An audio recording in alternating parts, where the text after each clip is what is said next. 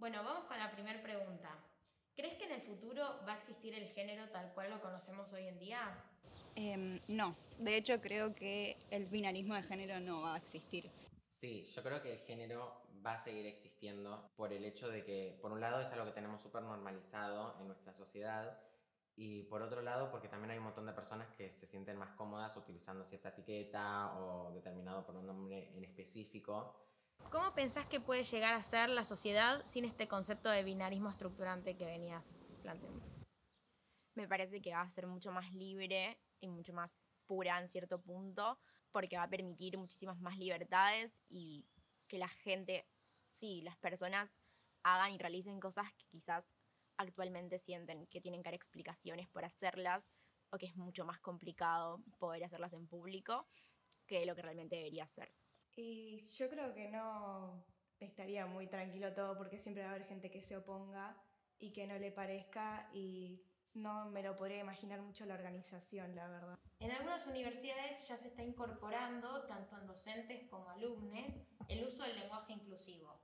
¿Y qué futuro le ves en el ámbito académico y laboral al mismo?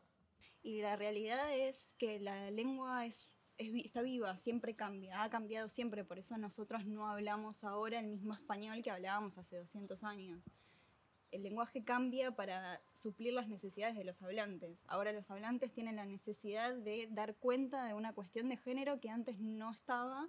Entonces creo que en ensayo y error ello se va a ir sistematizando y va a llegar a ser completamente natural. ¿Qué pequeños cambios crees que podríamos realizar en busca de este futuro más inclusivo y más justo? Quizás un futuro donde no pensemos la otra persona según el género cuando la vemos. O sea, no sea algo que sea lo primero que nos viene a la cabeza cuando vemos a otra persona. Creo que todos esos cambios que tienen que empezar en las niñeces, porque es donde se centra la información y después en base a eso es cómo se va creando la concepción del mundo y es mucho más difícil sacar eso que queda arraigado de más grande que empezarlo desde chicos.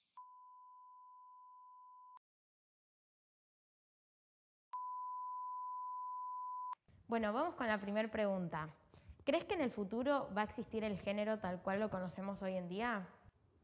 No, de hecho creo que el binarismo de género no va a existir. Sí, yo creo que el género va a seguir existiendo por el hecho de que, por un lado, es algo que tenemos súper normalizado en nuestra sociedad y por otro lado, porque también hay un montón de personas que se sienten más cómodas utilizando cierta etiqueta o determinado pronombre en específico. ¿Cómo pensás que puede llegar a ser la sociedad sin este concepto de binarismo estructurante que venías planteando?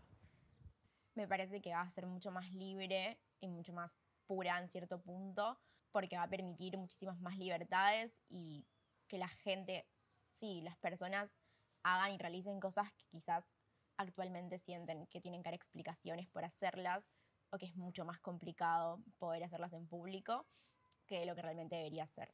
Y yo creo que no estaría muy tranquilo todo porque siempre va a haber gente que se oponga y que no le parezca y no me lo podría imaginar mucho la organización, la verdad. En algunas universidades ya se está incorporando, tanto en docentes como alumnos, el uso del lenguaje inclusivo.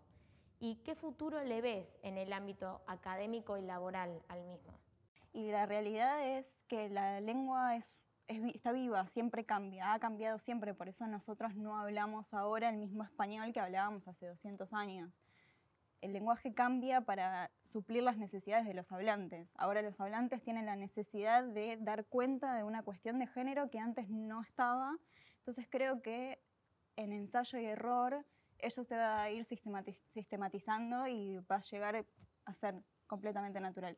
¿Qué pequeños cambios crees que podríamos realizar en busca de este futuro más inclusivo y más justo? Quizás un futuro donde no pensemos la otra persona según el género cuando la vemos. O sea, no sea algo que sea lo primero que nos viene a la cabeza cuando vemos a otra persona.